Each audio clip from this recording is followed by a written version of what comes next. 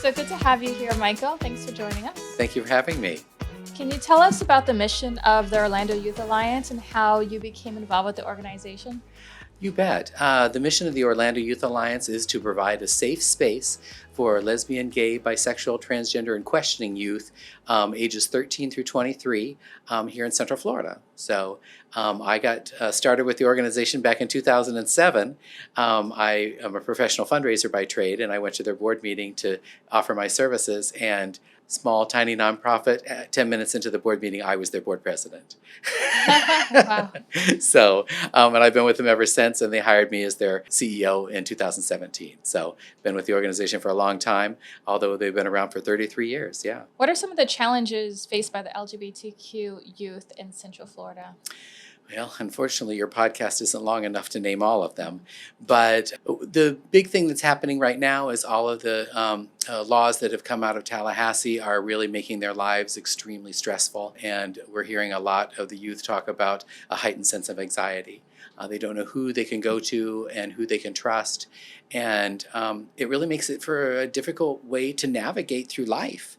And when they normally had just the who do I come out to, and what do I wear, what are my preferred gender pronouns, all of those different issues, now they're complicated even more. So organizations like the Orlando Youth Alliance are really a safe haven for all of them, yeah. And how does the Orlando Youth Alliance address these challenges? We have weekly support group meetings and activities, and we know that the youth are 5 times more likely to commit suicide than their heterosexual classmates. And so what we do is make sure that all of our volunteers are criminally background checked and trained on suicide prevention techniques, so that when we do our weekly support groups and our different activities, we know what to look for and how to work with the youth to inform them and keep them surrounded by individuals who are not going to judge them and help them to go through this journey of life and calm down their fears. Can you share some of the impact these support groups have had? This year we have sent 9 kids to college, and that's a testament to our organization, but also to the youth. They want to excel in their life, and they want to be productive humans in this arena, and so it's exciting to see that. But it's also exciting to see that they might start with us when they're 13 or 14 years old, but then see them grow into a wonderful adult is really neat. And seeing that they want to give back to the community. And we have some of them that serve on our board of directors now. So they've been with the organization as a youth member, and now they've come back to give back and be a leader in the organization. And that's really a true testament of what we've been doing. So, yeah. Focusing on the trans rights in Orange County, what progress has been made and what obstacles still need to be overcome? Well, unfortunately, the obstacles are huge. For trans children, they're not allowed to be, or trans girls are not allowed to participate in sports.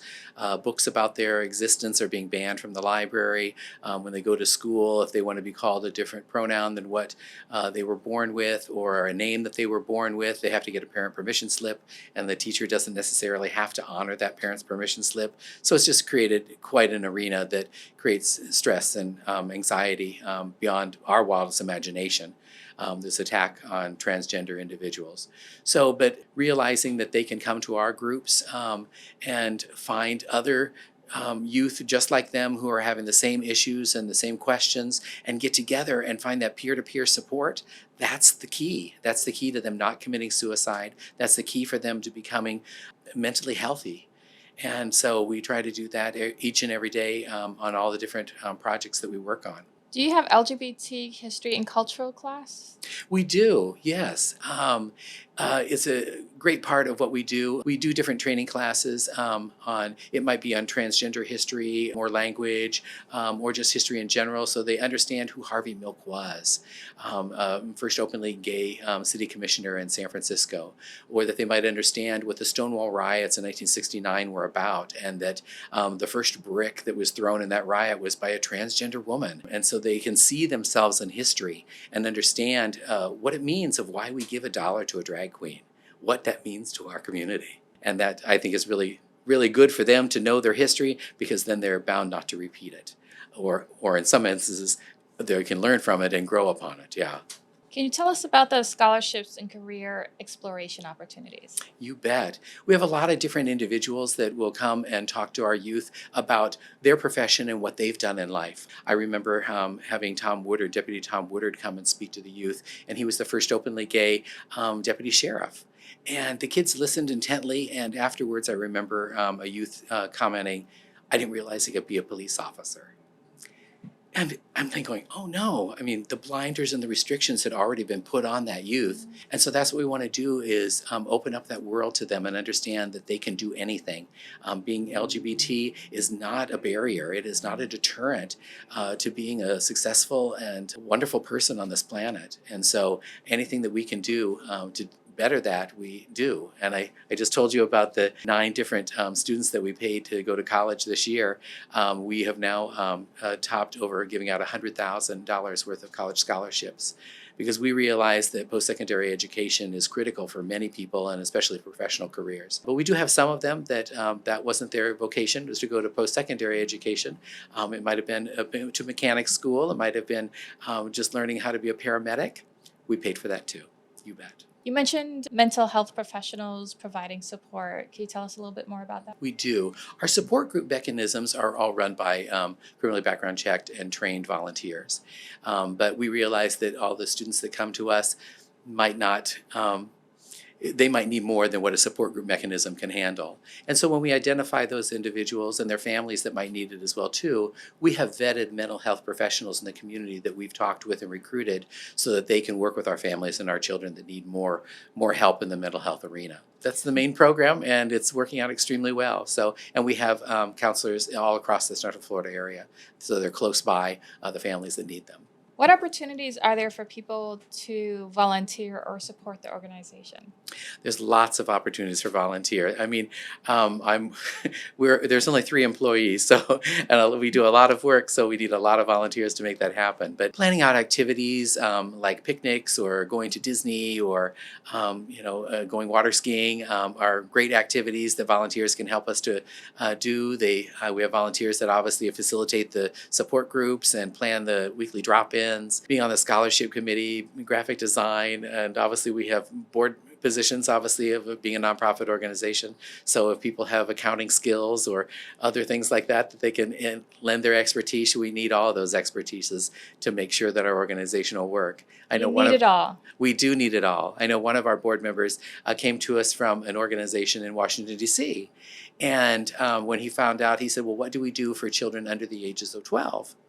And I said, well, we don't do that. We start at age 13. And so he got us together with an organization in Washington, D.C. called Smiles. And so they have an online group to help out children that are ages 6 through 12. And so it's an online group called Little Smiles. And so we have that as a resource on our website so that we're helping people, even under the age of 13 now. And so that's exciting to know. We do have some questions from the public. Okay. So I'd like to take the time right now to ask those. How can private businesses support trans rights through their business practices and at their brick and mortar locations?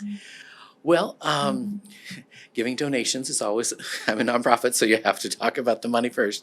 More money, more mission. But in the other part of it is that if they welcome LGBT people or respect diversity, inclusion, and equity, then let us know who you are. Connect with us. There's obviously the volunteer opportunities, but there's also a lot of organizations like our No Darden restaurant open up their doors to have a cooking class for our youth to go so they could understand how to cook a meal, which was great, but also how to price it, how to understand what the labor costs were going to be. And so how do you come up with that price on that menu? How do you do menu design? And so realizing that these are different things that they might go into their career fields and do, that's what those corporations can do, is show the LGBT youth of this community that we value you as human beings and we want you to be a part of our organization. Here, come join us, yeah. The next question is, do trans folks face gender barriers in housing, and how can we overcome those barriers if so? They do. We have laws on the books that say that you can't discriminate against them, but the information needs to get to the people that are being discriminated against. And that is one of the barriers that they face. If they don't know that the laws are actually in place in the city and the county, then they might not know who to turn to.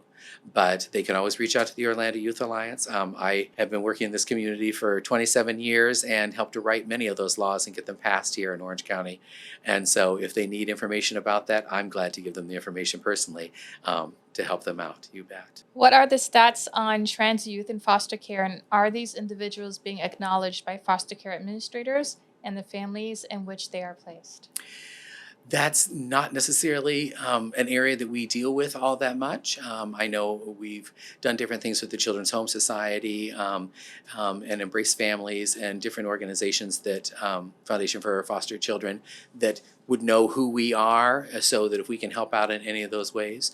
But I know we've had different students that have been in foster homes or at Great Oaks Village who have come to the Orlando Youth Alliance to be part of our organization. So that's the services that we provide, and just making sure that all those foster care facilities and organizations know here's an option. Because if you're in an environment, in a home that doesn't value who you are as a person, then find your tribe, your people that do understand who you are, and come and visit them, because we welcome you. What are the most urgent challenges faced by the trans youth in Orange County? The ban on gender affirming care has caused an upheaval for youth, especially. Youth over the ages of 18, or young adults, now can find different providers that can help them get their gender affirming care. But if you're under the age of 18, those resources are gone.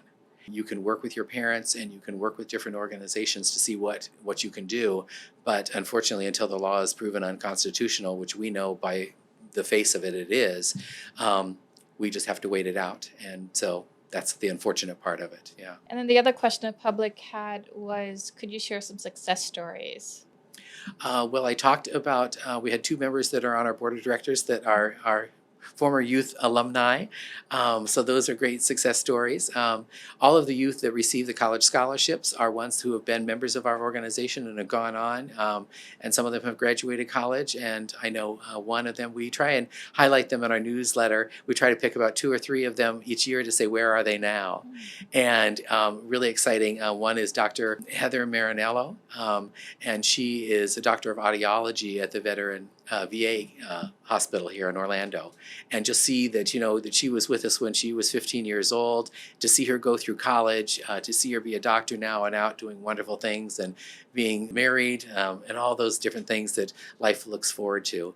It's exciting to see the kids grow up and become productive members of society, because that's what we want for everybody. Yeah. Well, thank you so much for being here and for answering some of these questions that the public had. I really appreciate it. I appreciate it. Thank you for inviting me. Thank you. If you're enjoying this show, please subscribe to our channel and follow our Instagram, Facebook, and Twitter accounts.